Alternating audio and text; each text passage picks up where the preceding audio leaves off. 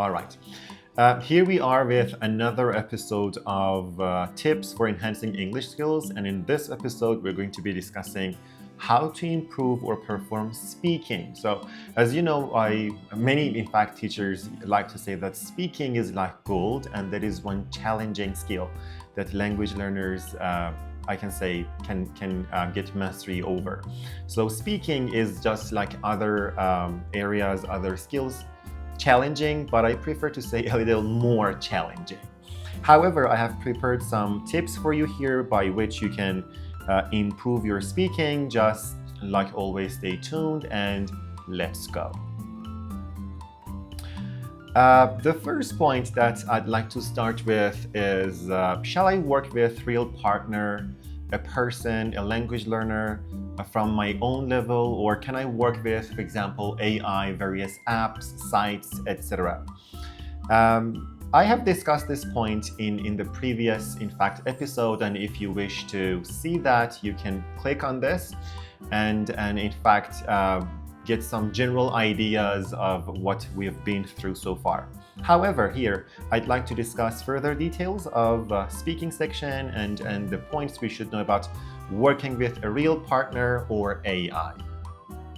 As a teacher, I really like to introduce them both, and I like to say that they are both practical and helpful, and they can help you construct a great, in fact, speaking skill. If you like to work with a language learner or let's say a teacher, you can also use your body language. So your body language is one important, one significant part of your language skills. And if you're able to use your hands, your facial expressions, etc., you can also convey meaning through these. So this is one benefit of working with a real partner, in fact. On the other hand, you can use your accent. You can improve your accent better because AI has the chance to understand anything. So I think this is a challenge for a real partner. And if your accent does not work properly, so your real partner won't understand you. And this means a benefit for you because you have to improve your accent as well. So this is one trivial point, but I'd like to mention that. The next point is your intonation. So when you work with a real partner, again, you have to focus on your intonation and you have to consider that, you have to work on that. And again, this means one great opportunity for you to improve your intonation as well.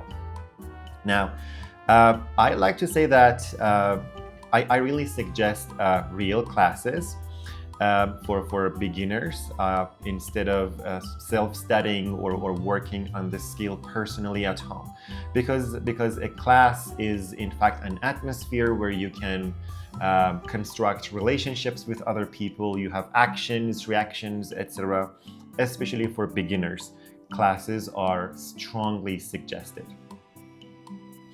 Another good point about classes is that in a class, you have the supervision of a teacher. You have a supervision of a master who can help you throughout your language learning journey. So the teacher can provide you with some feedback. So if you make mistakes, the teacher can teach you the point.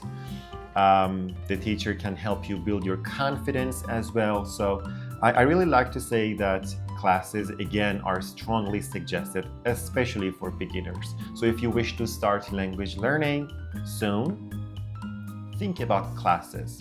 The next point that we should consider when we want to improve our speaking is, in fact, fluency. I've put that here as fluency comes first. So many language learners have a kind of challenge with this. They want to speak correctly, and that is something that appears a little late. So speaking correctly is the next step, in fact, and we'll be discussing that later.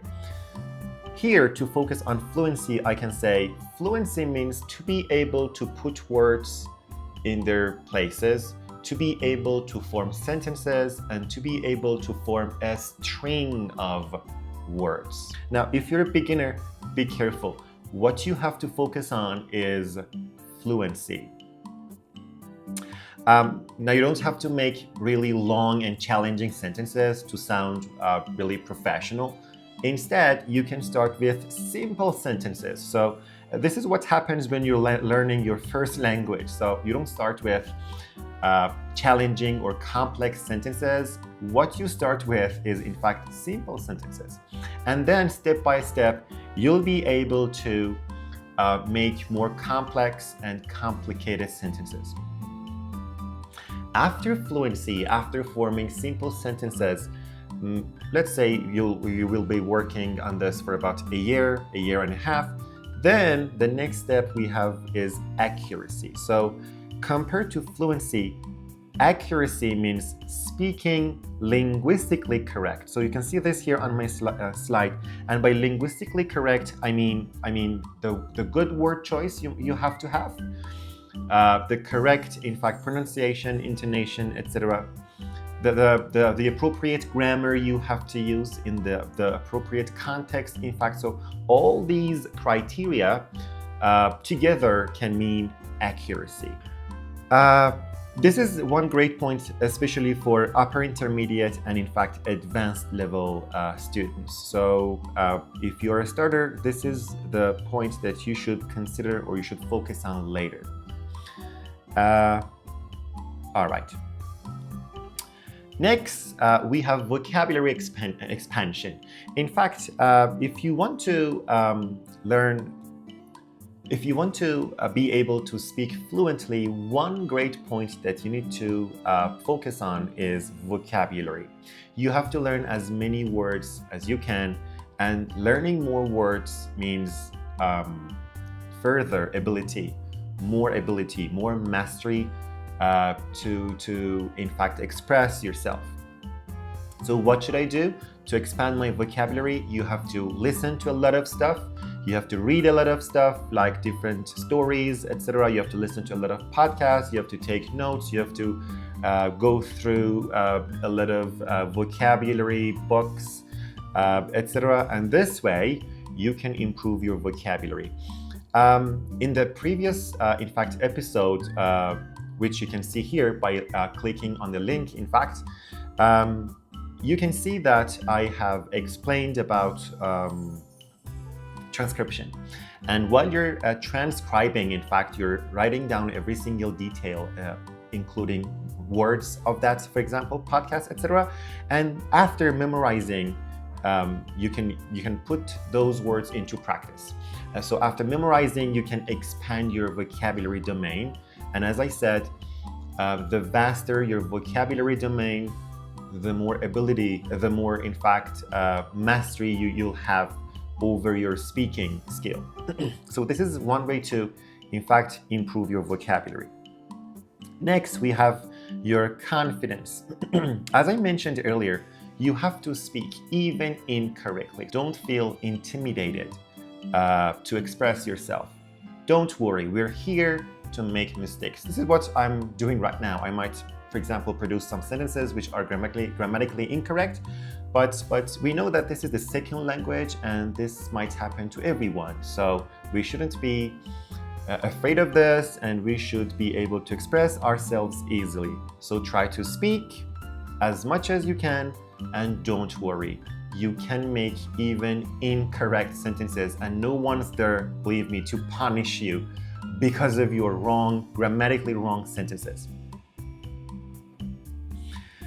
So try to speak as much as you can. Another great idea here I have, in fact, listed is to speak, you need ideas. As you can see, many language learners remain silent in classes, in group discussions, etc., because they don't have any ideas. So if you want to be able to, in fact, add to any discussion, you have to develop as many ideas as you can. Again, by developing ideas, I mean you have to learn about what is happening around you. You have to listen to a lot of podcasts. You have to read a lot. This helps you this helps you add to any discussion. So remember, to form a discussion, to use the language, you need both ideas, you need vocabulary items, words, etc., expressions, etc. You also need to know grammar. So all these criteria together construct a sound and clear, in fact, discussion. These were just among a few points I really liked to discuss with you, and here we are. By the way, if you wish to learn more about your reading skills, if you really like to know how to improve your reading skill, stay tuned and watch the next episode.